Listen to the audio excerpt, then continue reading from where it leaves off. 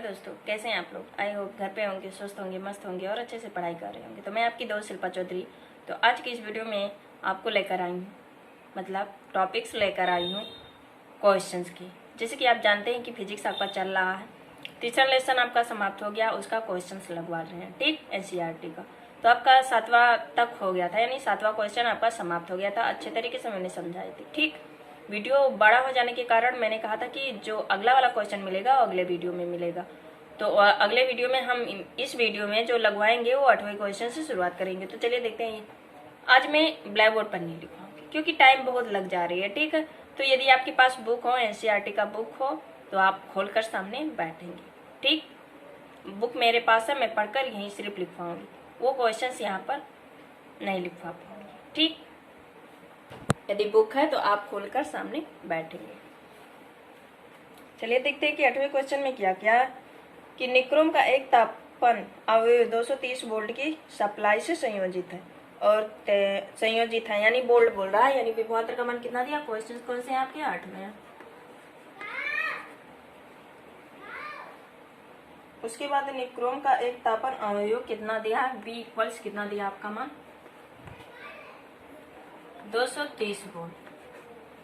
उसके बाद कहा है कि और 3.2 एम्पियर की प्रारंभिक धारा लेता है, यानी प्रारंभिक धारा I1 का मान कितना है आपका 3.2 एम्पियर।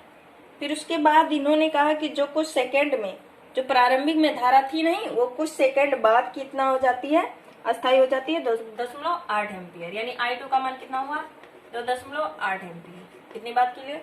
फिर उसने कहा कि यदि कमरे का ताप बोल रहा है कितना है 7.0 डिग्री सेल्सियस, इतना मान दिया। फिर कह रहा है तो कमरे का ताप इतना दिया, तो तापन अवयव का स्थायी ताप यानी T आपको पता करनी है। क्वेश्चन तभी लगेगा आपसे यदि फार्मूला पता हो और क्या क्या दिया, क्वेश्चन अच्छे से समझ में आया होगा, ठीक। फिर दिए गए तापमान परिसर में निक्रोम का औसत प्रतिरोध ताप गुणांक यानी अल्फा बराबर कितना दिया आपका 1.70 गुणे 10⁻⁻4 डिग्री सेल्सियस दिया। ये सारे मान आपके दिए हैं, ठीक।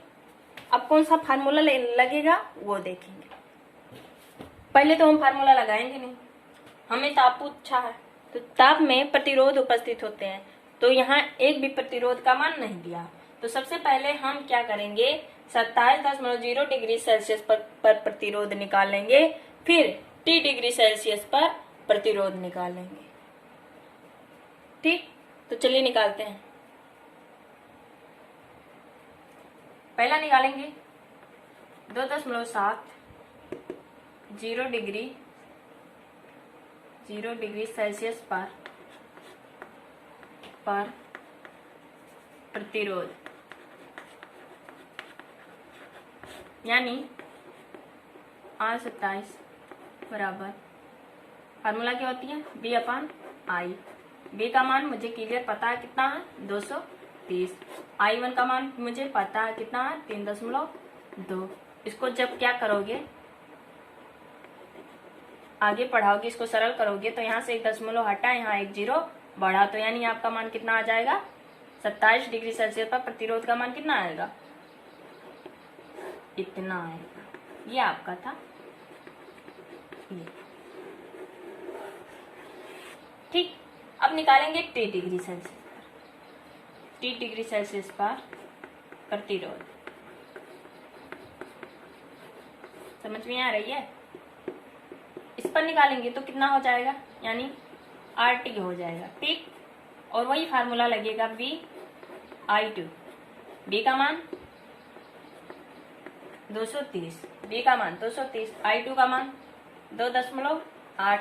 इसको जब सरल करेंगे 1 दशमलव हटाएंगे 0 बढ़ाएंगे तो कितना आ जाएगा, इतना। ये आप किसका मान निकल गया है RT का, ठीक।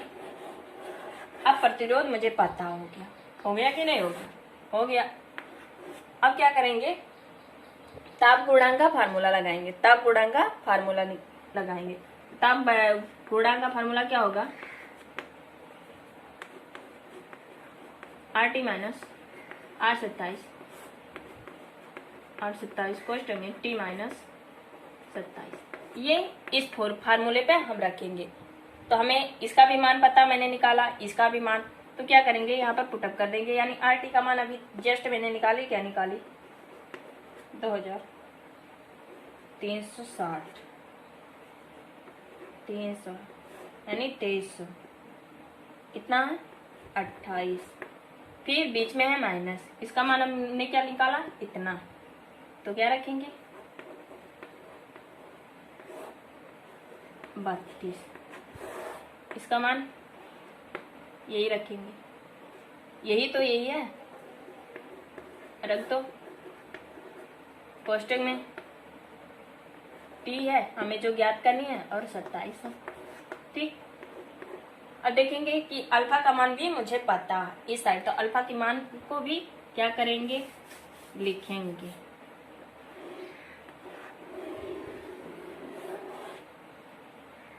इसका मान कितना है 1.70 गुणे 10 पे पावर माइनस 4, 1.7 गुणे 10 पे पावर माइनस 4।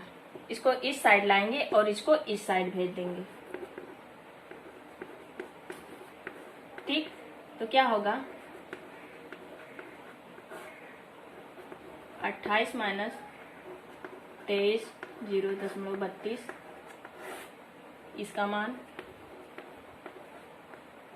और 3 गुण ये वाला इधर चल गया। ठीक, ये डायरेक्टली। अब 27 को, अब आपको ये सारा पोर्शन कैलकुलेशन आपको खुद करनी होगी। ठीक है, ये वाला मुझसे उम्मीद मत रखना, क्योंकि मैं तरीका बता दे रही हूँ कि क्वेश्चन कैसे लगेगा, पहले क्या निकालना पड़ेगा वो बता दे रही हूँ। गुणा भाग जोड़ घटाना ये तो आपको मालूम ही होगा, आप कैलकुलेशन खुद कर लोगे। ठीक, तो इसको उस साइड ले जाओगे, जब कैलकुलेशन करोगे तो टी का मान निकल कर ताप का मान आएगा क्वेश्चन में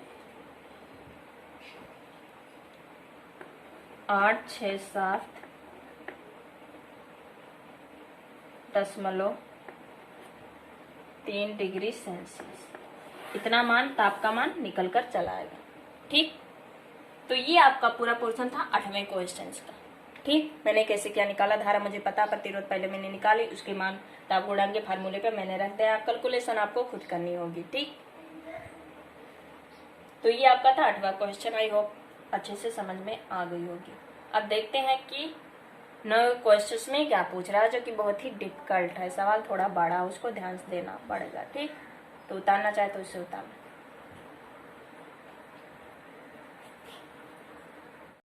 तो हो गई ये क्वेश्चंस, मिटा दें।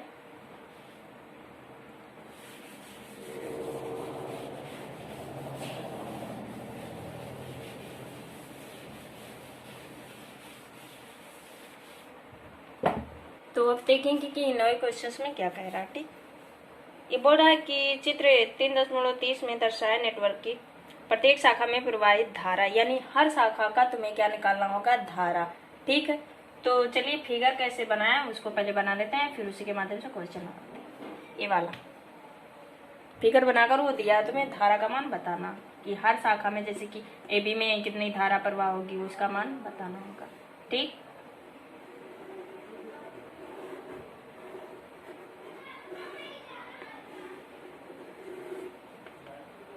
ABCD बीच में धारा,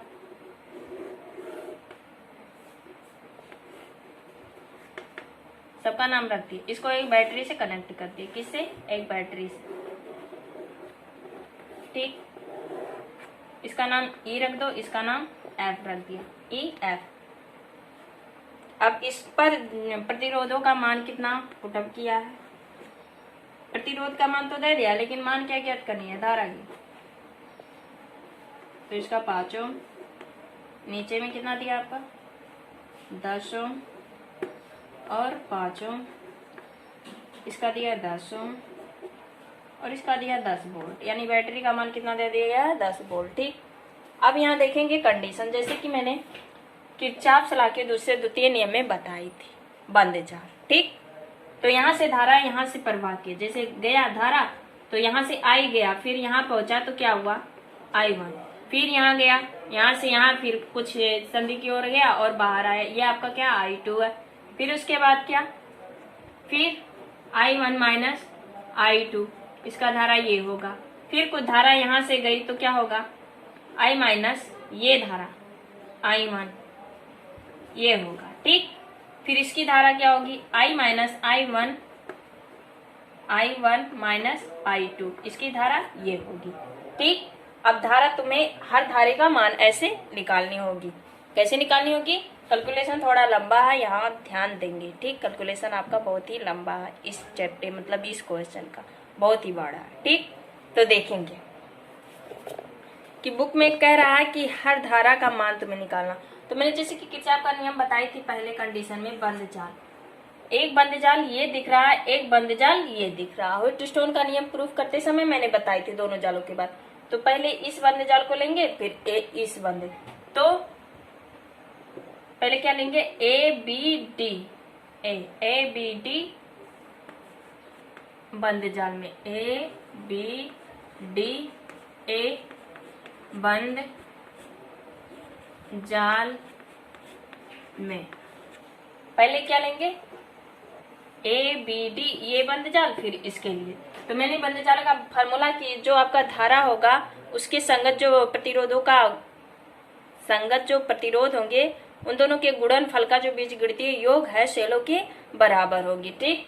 तो यहाँ पर प्रतिरोध हमें दिया है कितना, 10, और धारा कितना दिया, I1। ये क्या है, हमारे चलने की दिशा भी I2 इधर ही है और चलने की भी दिशा हुई है, तो यानी प्लस होगा। तो क्या होगा, इसका प्रतिरोध कितना दिया, 5, फिर धारा क्या दी है, I2। इतनी बात क्लियर। लेकिन हमारे चलने की दिशा इधर है, धारा आपकी किधर बह रही है, इधर बह रही है, तो ये क्या होगा, माइनस होगा। प्रतिरोध कितना है, 5, धारा का मान I माइनस I1 बराबर 0, ठीक। इतनी बात क्लियर। 5 को जब इसमें 5 से डिवाइड करेंगे यानी भाग देंगे तो क्या होगा, यहाँ आ जाएगा इसका मान 2I1 plus I2 minus I, यहाँ पर माइनस माइनस का गुणा होगा तो ये तो माइनस हो जाएगा और ये I1 प्लस हो जाएगा बराबर 0। यहाँ देखना 2I1 है और एक I1 यहाँ पर है, तो कितने हो जाएंगे, 3I1, और उसके बाद क्या बचेगा, I2, ये माइनस वाला उधर जाएगा, I हो जाएगा। समीकरण 1, यानी ABDA का मान लिए उससे बंद सर्किट को, ये वाला बंद सर्किट को जब हमने लिया है तो मान निकल कर इतना आया। लेकिन अब इस सर्किट को लेंगे तो देखेंगे कि मान 2 बार लेंगे किरचॉफ के नियम, ठीक, बंद जाल का नियम। अब इस बार लेंगे BCDB बंद जाल में धारा का मान कितना होगा, देखते हैं। जाल में अब इधर देखना, हमारे चलने की दिशा भी इधर, धारा भी इस साइड है।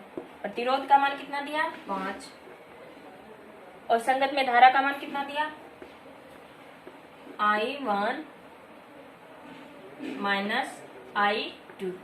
उसके बाद इधर गए, हमारे चले गए धारा किधर है और हम चल किधर रहे, इधर रहे, तो ये क्या होगा, माइनस। प्रतिरोध क्या आपके 10 है और ये धारा I minus I1 minus I2 ये है।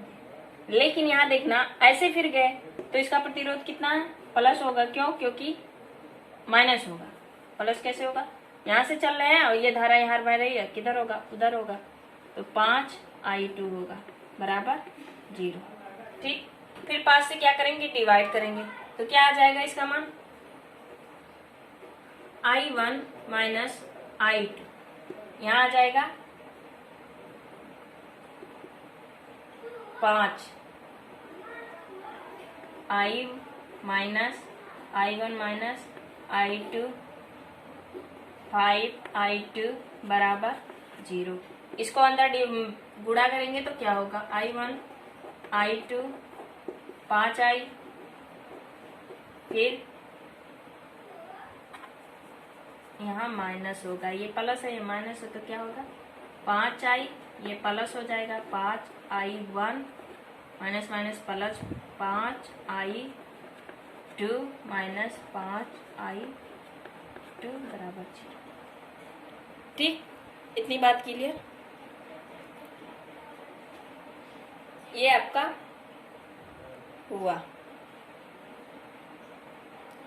ठीक, अब यहाँ देखना कि कुछ दिख रहा है आपको, कुछ आपको दिख रहा है को। एक मिनट, मैंने मिस्टेक किया है, तभी तो कह रहे हैं 5 कहाँ से आया।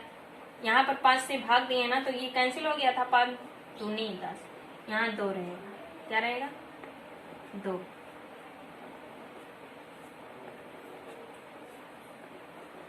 अब तुम्हारा सही।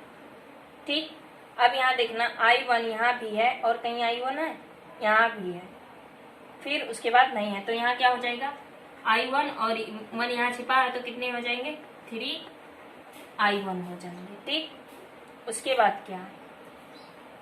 उसके बाद I2 कहाँ दिख रहा है? I2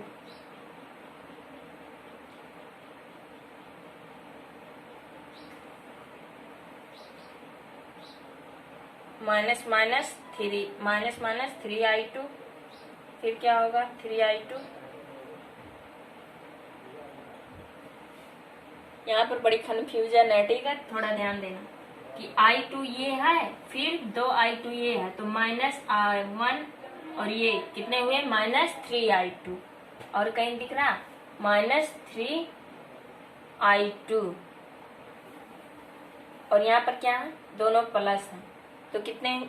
नहीं, यहाँ पर प्लस 2I2 है, तो माइनस 3 और प्लस 2 बराबर क्या होंगे? 1 ही ना, तो यहाँ पर क्या हो जाएंगे?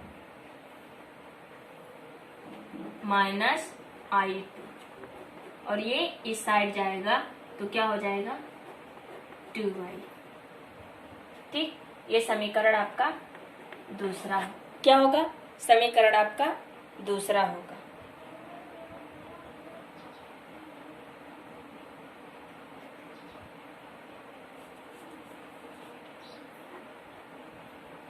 और I2 रहेगा। कैसे? देखना कि यहाँ पर माइनस है तो माइनस 2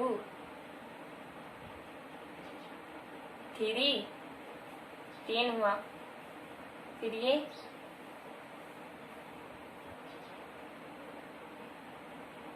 2 हुआ। हाँ, यहाँ पर रहेगा जी प्लस रहेगा। क्या रहेगा? प्लस, तो कितना हुआ? ये माइनस 2 रहेगा। तो अब सही होगा, अब सही है तुम्हारा।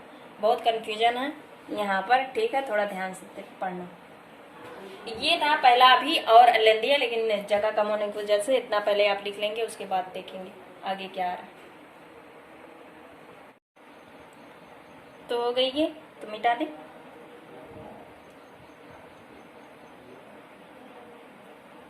इसका मान बगल में कहीं लिखना होगा क्योंकि अभी जरूरत पड़ेगी। यहाँ पर दिखाई दे रहा किसका? इसका मान समीकरण 1 का कितना आया? 3I1 प्लस I2 बराबर I। समीकरण कौन सा? 1। दूसरा कितना आया? 3I1 minus 4I2। कौन? समीकरण दूसरा। ठीक, अब इसको हम मिटा दे रहे हैं।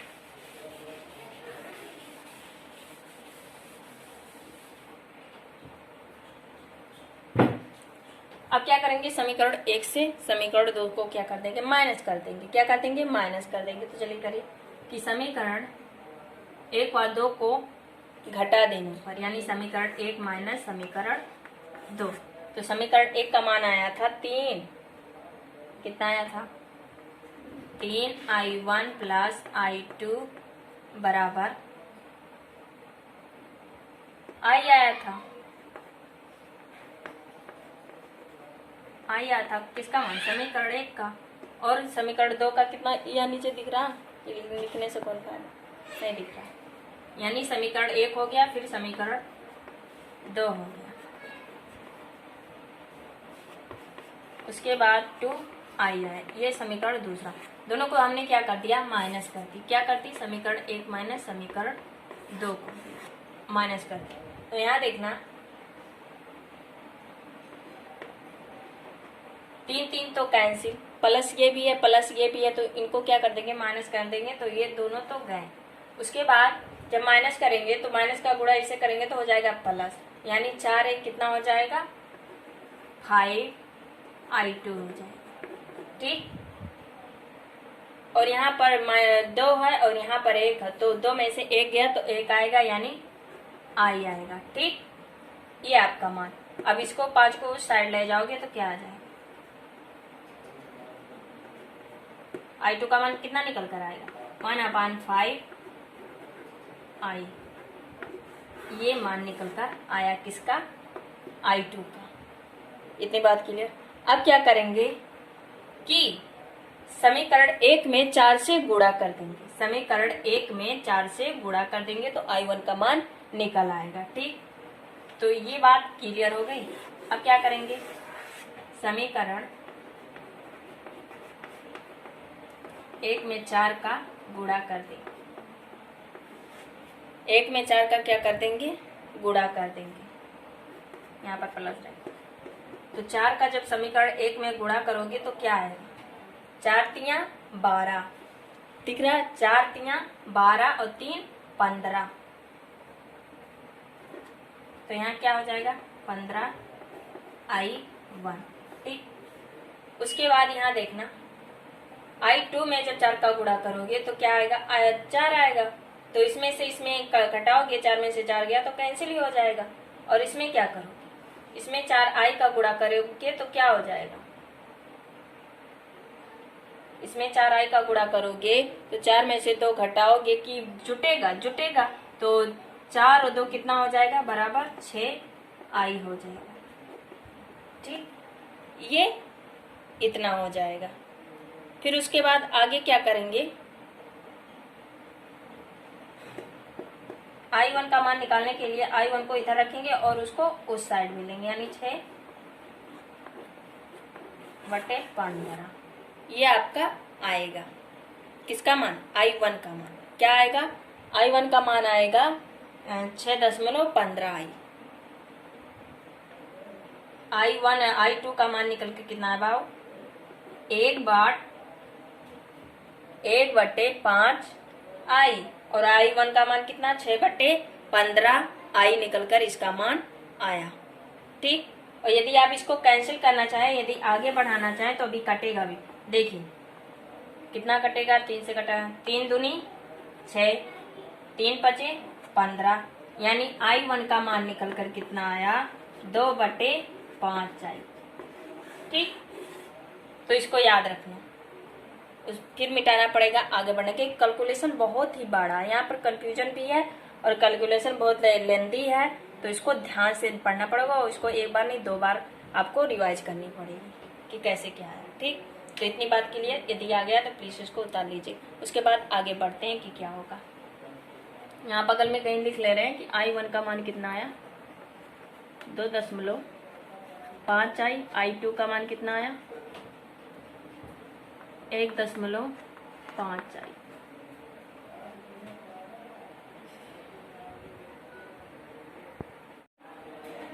हो गया, तो मिटा दे।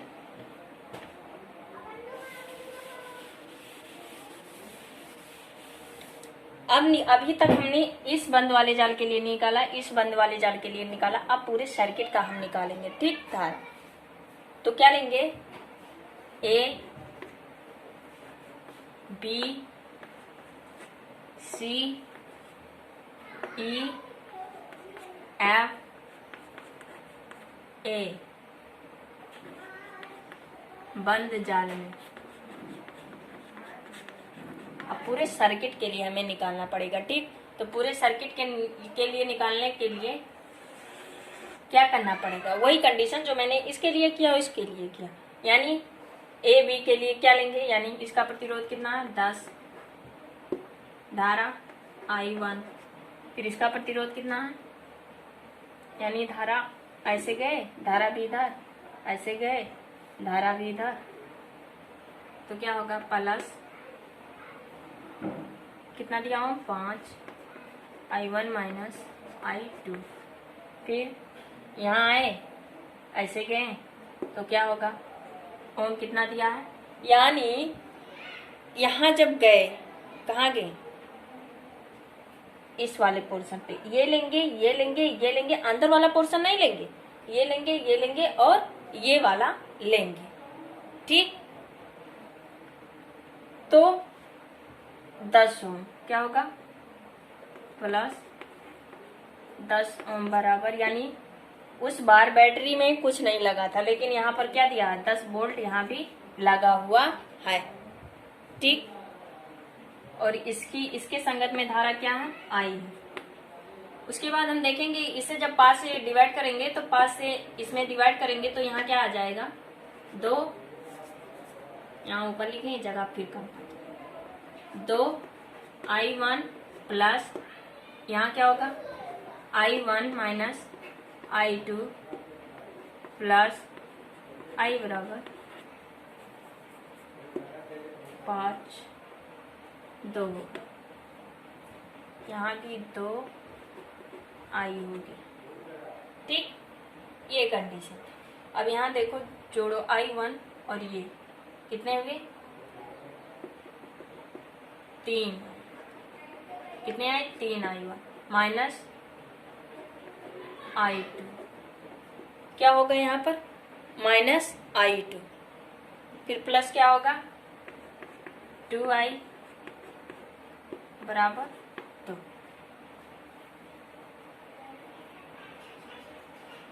इतनी बात समझ में आई। अब क्या करेंगे,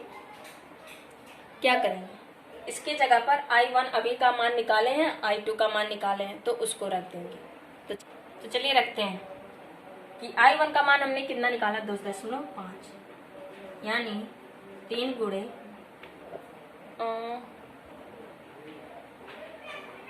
2.5, फिर उसके बाद माइनस i2 का मान मैंने कितना निकाला, 1.5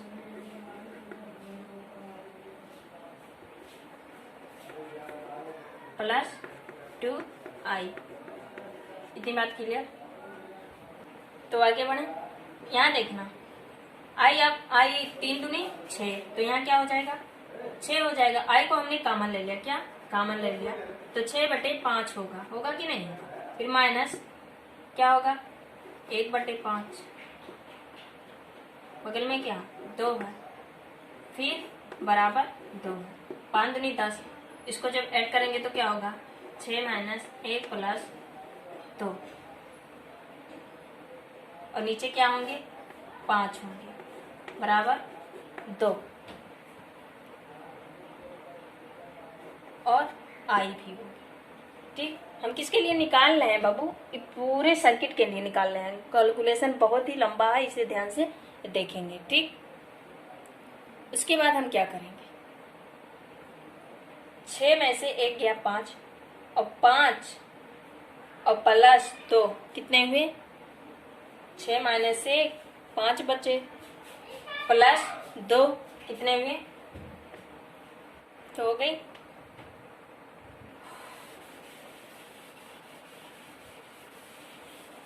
यानी पूरे धारा का मान कितना निकल कर आया, i बराबर 10/70, इतना मान पूरे धारा का। अब हम निकालेंगे पारी पारी, यानी ए बी सी, यानी ए बी का निकालेंगे, ए बी शाखा का धारा, फिर बी सी का, फिर सी डी का, फिर डी ए का, ऐसे पारी पारी, उसके बाद बी डी का। ठीक है, तो ये लिखना चाहें तो लिख लें। उसके बाद हम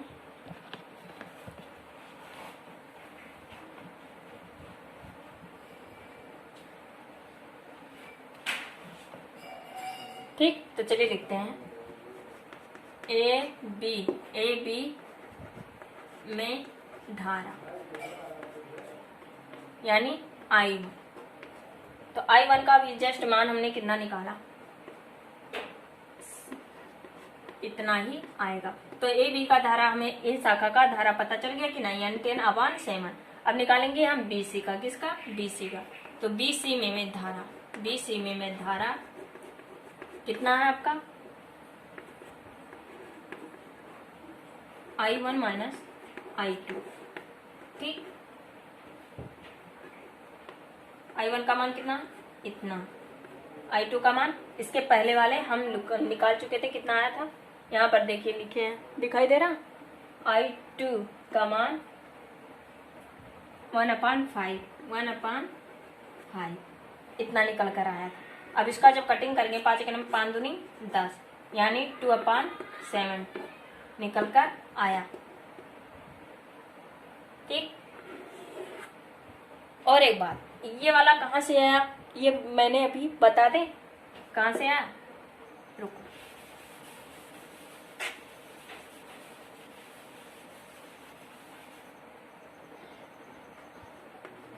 पहले I1 का मान निकाल लेते हैं। किसका, अभी जो बताया उसको पहले भूल जाओ। ठीक, पहले हम क्या निकालेंगे, I1 का मान निकालेंगे। I1 का मान, कुल धारा कितना आपका था, 10, और क्या था, I2 का मान कितना है, I1 के लिए निकाल लेना। तो I1 के लिए निकालने हैं, तो I1 का मान कितना है, 2, यह 5 के नंबर 5 5 दूनी 10, यानी 2 दूना 4 और 7। ये किसका मान है, I1 का मान है। किसका मान है, I1 का मान है। किस समीकरण से, समीकरण 3 से। जब मैंने ये पढ़ाया था तो समीकरण 3 और 4 था। ठीक, तो समीकरण 3 से, समीकरण 3 से याद रखना, और ये समीकरण 4 से, तो कितना आएगा, समीकरण 4 से पूरा पहले धारा का मान कितना है, इतना आया, गुणे 2 का मान कितना है, 1.5, 5 के नंबर 5 दूनी 10, 2 एकम 2/17, यानी ये I1 का मान इतना है और I2 का मान इतना। ठीक, I1 का मान इतना, I2 का ये है।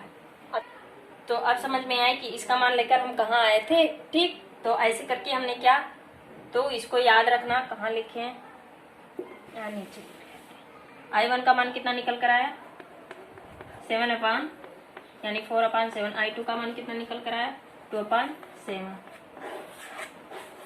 ठीक, तो इसको मिटा दे रहे हैं, लिखना चाहे तो लिख लें, हो गया। फिर किसके लिए लगाएंगे, ए बी धारा में, ए बी में धारा क्या होगी, ए बी में धारा क्या होगी, I1 का मान अभी जस्ट मैंने कितना धारा निकाला, 7 ये निकाला, किसका, ए बी में। अब बी सी का क्या निकालेंगे, बी सी में धारा कितना होगा, शाखा में वो धारा बोल रहा है तो हर शाखा की में धारा निकाल लेंगे। I1 माइनस I2, I1 का मान अभी मैंने कितना निकाला, I1 का मान कितना है, 4/7। I2 का मान कितना है, माइनस, वो क्या कर रही है, माइनस कर रही है, तो यहाँ पर प्लस हो जाएगा, 2/7, यानी कितना आया, 4 2 6, हर समान है, एक बार लिखेंगे। फिर अब निकालेंगे सीटी के लिए, किसके लिए निकालेंगे, सीटी में धारा, उसका मान कितना है, I minus I1 plus I2। I1 का मान कितना है, I का मान यहाँ नीचे लिख रहे हैं, दिखाई नहीं देगा, 10/7 माइनस, घटा रहे हैं तो क्या हो जाएगा, प्लस हो जाएगा। तो I1 का मान कितना है, 4/7, यहाँ पर प्लस है, घटा रहे हैं तो माइनस हो जाएगा। I2 का मान क्या होगा, 2/7। ठीक, ये होगा। अब क्या, हर समान है, एक बार लिखेंगे, कितना, 17, और 4 में से 2 गया, 2 हुआ, और 10 में से 2 गया, आपका कितना आया, 8 आया। ये किसका मान होगा, CD का मान होगा। तो ये हो गया, तो ये लिखना चाहे तो आप लिख लें, उसके बाद आगे लगा रहे हैं, कैलकुलेशन बहुत ही लंबी है तो ध्यान से देखना। ये हो गया, यानी CD का भी मान निकल गया।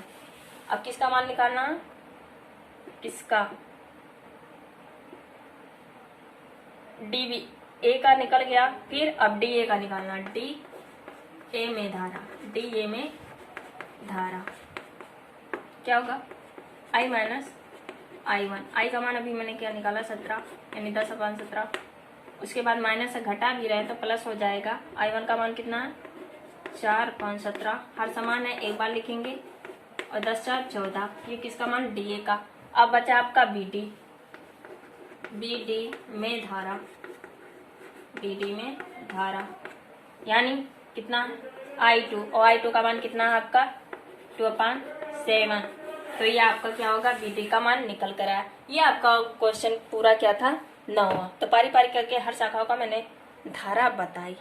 ठीक, बहुत ही भयंकर था, कंफ्यूजन भी था, लेकिन लगवाने की पूरी कोशिश की। आई होप समझ में आ गया होगा, क्योंकि एक बार नहीं समझ में आता तो दोबारा उसको देखिए, अच्छे तरीके से आपको समझ में आ जाएगा। ठीक, तो ये दिन लिखना चाहे लिखें। उसके बाद देखते हैं कि 10वें क्वेश्चन में क्या कह रहा।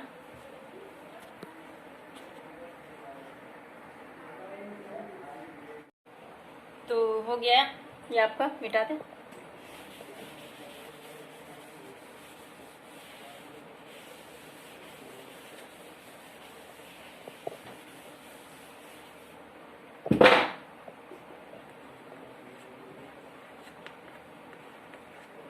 अब देखेंगे कि 10वें क्वेश्चन में क्या कह रहा। ठीक, 9वां था तो बहुत लेंथी था। ठीक, अब 10वें क्वेश्चन में क्या कह रहा वो देखेंगे। 10वें क्वेश्चन में कह रहा किसी मीटर सेतु में चित्र 3.7 जब प्रतिरोधक यस, यानी यस का मान कितना दिया। क्वेश्चन आपका क्या पहले गिवन, यानी हम लिख लेते हैं। कौन सा क्वेश्चन, गिवन का मतलब होता है कि जो क्वेश्चन में दिया पहले उसको क्या करें, लिख लें। ठीक, तो चलिए लिखते हैं कि यस बराबर क्या दिया, किस फार्मूले पर लगेगा तो लगाएंगे। फिर उसके बाद बोला है कि यस बराबर 12.5 ओम हो तो संतुलन बिंदु सिरे ए से 39.5 सेंटीमीटर की लंबाई, यानी यल कितना दिया आपका 39.5। फिर बोला है आर का प्रतिरोध ज्ञात करें। क्या ज्ञात करें, आर का प्रतिरोध। यानी उसके बाद बोला व्हीटस्टोन सेतु मीटर सेतु के प्रतिरोध संयोजक, यानी ये किसका बात कर रहा है, मीटर सेतु के फार्मूले पर लगेगा। ठीक, किसके फार्मूले पर, प्रतिरोधक का मान, यानी इस फार्मूले पर लगेगा।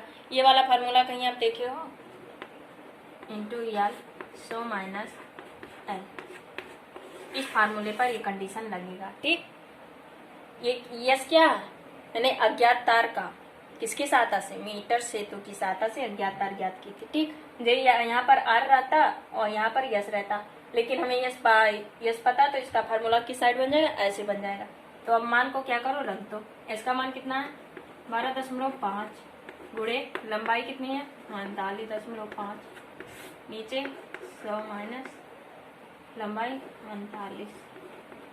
ठीक, अब इसको जब कैलकुलेशन करोगे, क्या करोगे, कैलकुलेशन करोगे तो आपका क्या आएगा, यानी ऊपर ऊपर का गुणा करोगे तो उसके बाद क्या आएगा आपका, यहाँ पर आप करके देखना यहाँ पर। ठीक है, मैं कैलकुलेटर से करके बता रही हूँ। ठीक, टाइम लगेगा 4.5 यानी आएगा 443.15 आएगा। ठीक, उसके बाद इसको जब माइनस करेंगे तो कितना आएगा 60.5 आएगा। क्या आएगा 60.5 आएगी, और इसको जब इससे भाग देंगे तो इसका आंसर आएगा, आप करके कैलकुलेशन खुद से देख सकते हैं। ठीक, यहाँ पर करेंगे टाइम लगेगा 8.116, ये आपका ओम। ठीक, ये आपका आंसर होगा। यानी मैंने इसका मान दिया था, यल का मान दिया था, और मीटर सेतु का फार्मूला मुझे पता है अच्छे तरीके से। S equals R into L so minus L. L क्या है, चालकतार की लंबाई है। ठीक, मुझे वो भी पता है। तो आर बराबर इसका मान पता है, इसका मान दोनों का गुणा किए तो इतना आया, फिर इसका माइनस किए तो 60.5 आया, फिर इसका इससे भाग दिए तो कितना आया, इतना आया। वो कैलकुलेशन आप करके घर पे देखोगे कैसे क्या लगेगा, वो तरीका मैं बता रही हूँ। ठीक, तो अब उसने 3 क्वेश्चन पूछा है 10वें क्वेश्चन में। फिर दूसरे में पूछा आर तथा यस के अंतर बदल करने पर उपरोक्त सेतु का संतुलन बिंदु ज्ञात कीजिए। यानी ये पूछा है बी में, यानी यल बराबर पूछा है क्या होगा 100 माइनस, यानी 100 माइनस इसकी लंबाई कितनी दी है 39.5, तो घटाएंगे तो कितना आएगा 7.5। इसका मान आएगा किसका, बी का जो पूछा है। और सी में कहा है कि यदि सेतु का संतुलन की अवस्था में गैल्वेनोमीटर और सेल अंतर्बद्ध कर दिया जाए तब क्या गैल्वेनोमीटर यानी अदला बदली किया जाए तो गैल्वेनोमीटर में कोई धारा दर्शाया जाएगा? नहीं। क्यों नहीं दर्शाएगा, मैं अच्छे तरीके से वहां पर बताऊंगी। इसका आंसर रहेगा नहीं। और ये बी का रहेगा 7.5 और पहले का रहेगा 8.16 ओम। ठीक, तो ये पूरा क्वेश्चन आपका किसका था, 10वीं का। अब देखेंगे गिरा हुए क्वेश्चन में क्या, तो जल्दी से उतार ले। ठीक, तो हो गया, मिटा दें। अब देखेंगे गिरा हुए क्वेश्चंस में क्या दिया। गिरा हुए क्वेश्चंस में बोल रहा है कि 8 वोल्ट विद्युत वाहक बल की संचायी बैटरी जिसका आंतरिक प्रतिरोध इतना दिया है में 15.5 में प्रतिरोधों का उपयोग करके 120 वोल्ट के डीसी स्रोत द्वारा चार्ज किया जाता है। चार्ज होते ही समय यानी इसमें 2 सेल दिए हैं, एक 8 वोल्ट का, एक 120, एक आंतरिक प्रतिरोध दिया है और एक श्रेणी क्रम में पूरा प्रतिरोधक दिया है। ठीक, तो यानी सर्किट बनाकर समझाए तो और अच्छे से तरीके से समझ में आएगा। ठीक,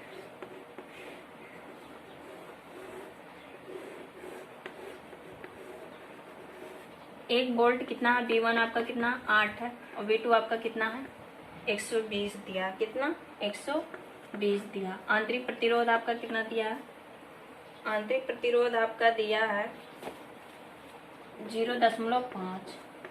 पूरा प्रतिरोधक कितना दिया है 15.5। ये गिरा हुए क्वेश्चंस में कहा। ठीक, तो चलिए देखते हैं कि पहले बी पूरा वोल्ट निकाल लेंगे तो बी यानी बी बराबर क्या होगा 120 माइनस 8 यानी कितना आएगा 120 में से 8 गया 112। बी का मान निकल कर आया। ठीक, इतनी बात क्लियर कि बी का मान कितना निकल कर आया 112 वोल्ट।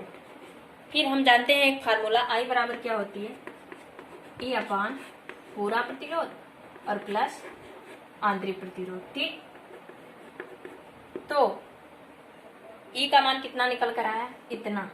परिपथ कैसे है बंद है तो इसलिए ई लिखेंगे तो कितना निकल कर आया 112। आर का मान कितना है मुझे पता है 15.5 प्लस आंतरिक प्रतिरोध कितना है 0.5। ठीक, इतना था। अब इसको जब क्या करेंगे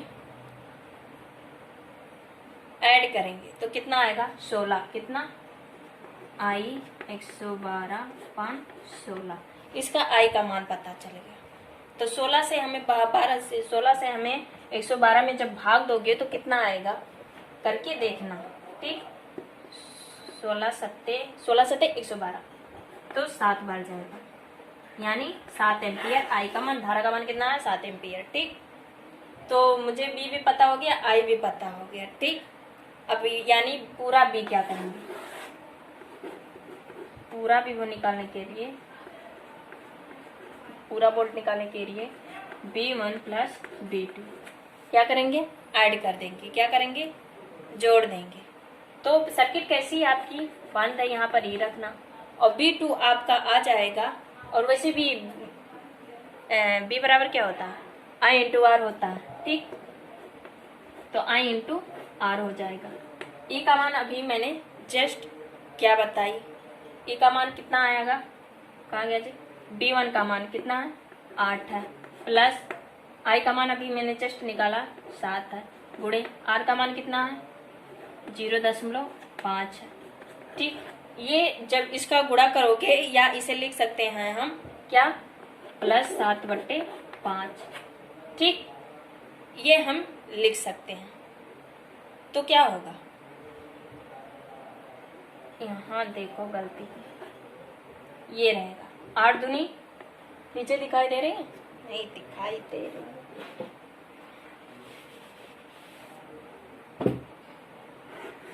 ये पहला ये दूसरा यहाँ तक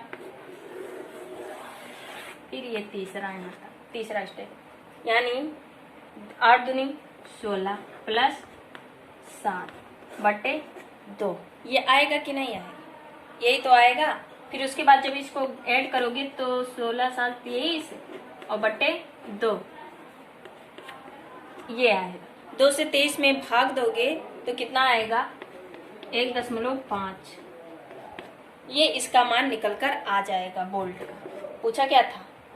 पूछा क्या था बुक में, यही तो पूछा था कि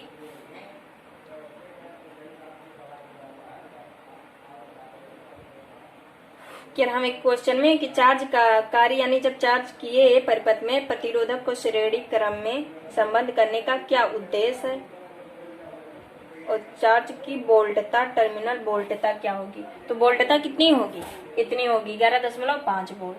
ठीक, मैंने पहले पूरा वोल्ट को ऐड किया, फिर धारा का मान निकाला। धारा का मान निकल कर गया, क्या किए B1 प्लस B2 यानी दोनों को ऐड कर दिए। बंद सर्किट कैसा, बंद विद्युत वाहक बल E को लिखेंगे। और वैसे भी B बराबर क्या होता है I इंटू R होती है। इसके मान को ऐसे रखा, फिर मान निकल आई। ठीक, तो ये आपका था गिरा हुआ क्वेश्चन। यदि लिखना चाहे तो लिख लें, पहले ये लिखेंगे यहाँ से यहाँ तक, फिर ये लिखेंगे, फिर ये लिख लें। आंसर आपका इतना आया, इतनी वोल्टता की जरूरत हमें पड़ेगी। ठीक, तो उसके बाद देखते हैं यदि लिखना क्या चाहे लिख लें। उसके बाद हम देखते हैं कि बढ़ावे क्वेश्चंस में क्या कह रहा है। तो हो गया, उसके बाद देखेंगे कि बढ़ावा क्वेश्चन, आज क्वेश्चन लगवा कर सारा खत्म कर देंगे ताकि सांस लेंगे। ठीक, उसके बाद चौथा चैप्टर आपका शुरुआत हो जाएगा। क्वेश्चंस कौन सा आपकी होगा 13 क्वेश्चन है। बढ़ावा क्वेश्चन आपका चल रहा है। ठीक, एक क्वेश्चन और बाकी है, तो देखते हैं कि बढ़ावे क्वेश्चन में क्या बोल रहा है। क्वेश्चन लगाते समय हमेशा याद रखना, मैं बार बार कह रही हूँ, पहले क्वेश्चन को अच्छे तरीके से पढ़ना तभी क्वेश्चन लगा पाओगे। कि किसी पैरामीटर व्यवस्था में 1.25 वोल्ट विद्युत वाहक बल यानी E का मान कितना है 1.25 वोल्ट। ठीक, उसके बाद बोला है कि एक सेल का संतुलन विद्युत तार लंबाई दी है, कितना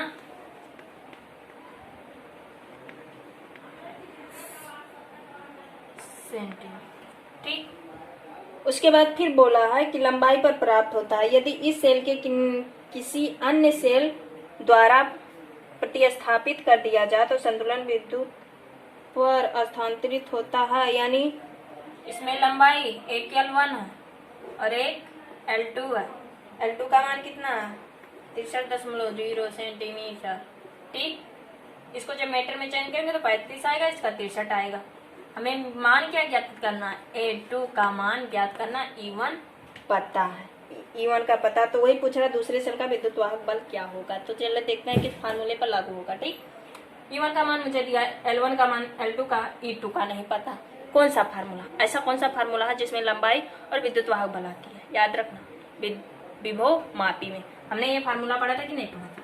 E1 अपान E2 बराबर L1 अपान L2। ठीक, हमें E1 पता, E2 नहीं पता। E1 का मान कितना पता है 1.5। E2 क्या, E1 का मान पता है L1 का 35, L2 का मान भी पता है कितना 63, E2 का मान पता करना है। इसको किस वेद दो, उस साइड, तो क्या होगा 1.5। इतनी बात के लिए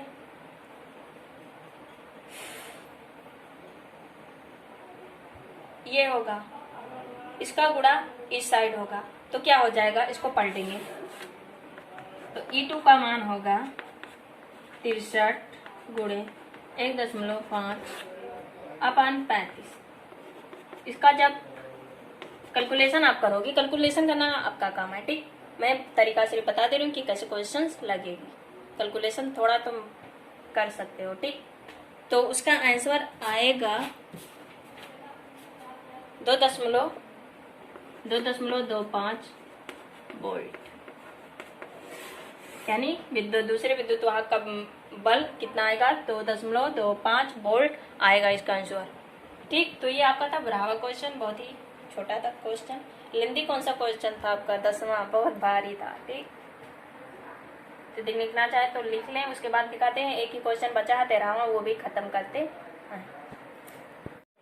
तो हो गया, मिटा दे। अब देखेंगे कि 13वें क्वेश्चन में भैया क्या कहना चाहता है, वो भी देख लें, उसका भी देख लें कि क्या कह रहा है। ठीक, चलिए स्टार्ट करते हैं। कौन सा क्वेश्चन? 13वां। उसके बाद ये लेसन आसानी से आपका खत्म हो जाएगा। ठीक, तो चलिए देखते हैं कि 13वां क्वेश्चन क्या कह रहा है। ये बोल रहा है किसी ताबे के चालक में मुक्त इलेक्ट्रॉनों की का संख्या घनत्व उदाहरण 3.1 में 8. ये बात क्या कि इलेक्ट्रॉन की संख्या बोला है जिसे हम किसे प्रचंड करते हैं ज्ञान से। कितना दिया आपका? 8.5 गुणे 10⁻28। फिर उसके बाद बोला है कि अवकलित किया गया है 3 मीटर लंबे, यानी लंबाई भी बोला है कितना? 3 मीटर है। उसके बाद बोला है कि तार के एक सिरे से दूसरे सिरे तक अपवाह करने में इलेक्ट्रॉन कितना समय, यानी समय आपको बताना पड़ेगा। क्या पूछना चाहता? समय। तार की अनुप्रस्थ काट जिस क्षेत्रफल को किससे प्रकट करते हैं? ए का मान कितना दिया है? 2.0 गुणे 10⁻⁻6। और इसमें 3 एम्पियर धारा, यानी आई का मान कितना दिया आपका? 3.0। ये मान आपको दिया है। तो याद करो, ये जहां ऐसा फार्मूला बताओ जिसमें एन हो, एल हो, टी हो, ए हो, आई हो। ठीक, ओ अपॉन वो बोल भी दिया है। अपॉन का फार्मूला क्या होगा बताओ? अपॉन का फार्मूला क्या होगी? ये फार्मूला कहीं पढ़े हो? I N E B D into T. ये फार्मूला कहीं पढ़े हो?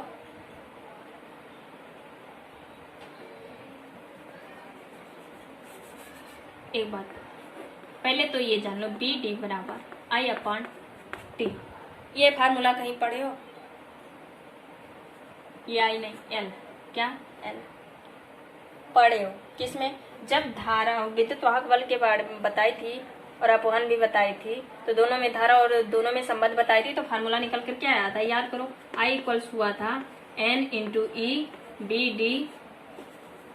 बी टी के पहले ए आया था, फिर बी डी आया था। ये फार्मूला कहीं पढ़े हो? हाँ पढ़े हो। ठीक, तो उसी फार्मूले में एन हमें पता कितना दिया है?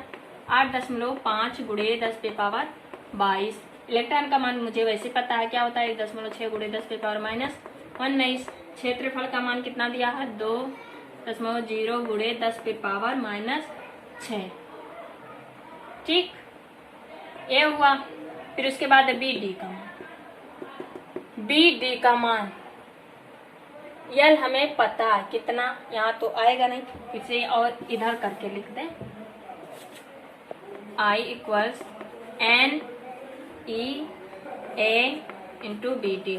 ठीक, एन का मान कितना है? 8.5 गुणे 10⁻22 गुणे इलेक्ट्रॉन का मान पता है 1.6 गुणे 10⁻⁻19। ए का मान मुझे पता है कितना होता है? 2.0 गुणे 10⁻⁻6। बी डी अपान होता है एल अपान टी। एल का मान कितना है? एल का मान कितना? 3 और बटे टी। हमें क्या मान ज्ञात करना है? टी। वाई का मान भी हमें पता है कितना आपका है? 3.0। ठीक, तो इसको इस साइड भेज दो क्योंकि हमें टी का मान ज्ञात करना। टी का मान ज्ञात करना है कि नहीं ज्ञात करना? टी का मान ज्ञात करना है, तो क्या कर दो? इसको इस साइड भेज दो, इसको इस साइड भेज दो। तो 8.5 गुणे 10⁻22 गुणे 10⁻⁻19 गुणे 2.0 गुणे 10⁻⁻6 गुणे 3 अपान ये होगा। अब इसका जब कैलकुलेशन करेंगे अब बैठ के, तो आंसर आपका आएगा, ये समय बोल रहा है ना, तो आपका आएगा कैलकुलेशन 2.72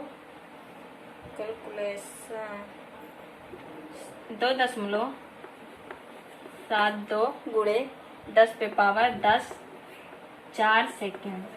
यानी कहना ये चाहता है कि 7 घंटा यानी 7 आवर। और कितने सेकेंड होंगे? कितने मिनट? 33 मिनट। यानी 7 घंटा 33 मिनट आपके समय लगेंगे। यही पूछना वो चाहता था। ये कैलकुलेशन यहाँ पर मैं कैलकुलेटर से कर दे रही हूँ। टाइम लगेगा करना, ये काम तुम खुद पर जाके घर पे तुम्हें करनी होगी। कैसे करना वो तरीका मैं यहाँ पर बता दे रही हूँ। ठीक, तो आपका 13वां क्वेश्चन भी समाप्त हो गया। लिखना चाहे तो लिख लें, उसके बाद बात करते हैं। हो गया, तो बहुत अच्छे तरीके से ये लेसन भी आपका विद्युत धारा जो कि बहुत इंपॉर्टेंट है, ये भी आपका समाप्त हो गया। ठीक, अगला चैप्टर क्या है वो मैं अच्छे तरीके से अगले वीडियो में लेकर आऊंगी। ठीक, क्योंकि उसके साथ साथ मुझे बायोलॉजी भी देखनी पड़ती है, दोनों को साथ में लेकर चलना पड़ता है। ठीक, तो टाइम बहुत लगता है, मेरा ऑफलाइन क्लास भी चलती है। ठीक, तो तब तक के लिए आप घर पे रहिए, सुस्त रहिए, मस्त रहिए और अच्छे से पढ़ाई करते रहिए। फिर मिलते हैं अगले वीडियो में नए चैप्टर के साथ। ठीक, जय हिंद, जय भारत।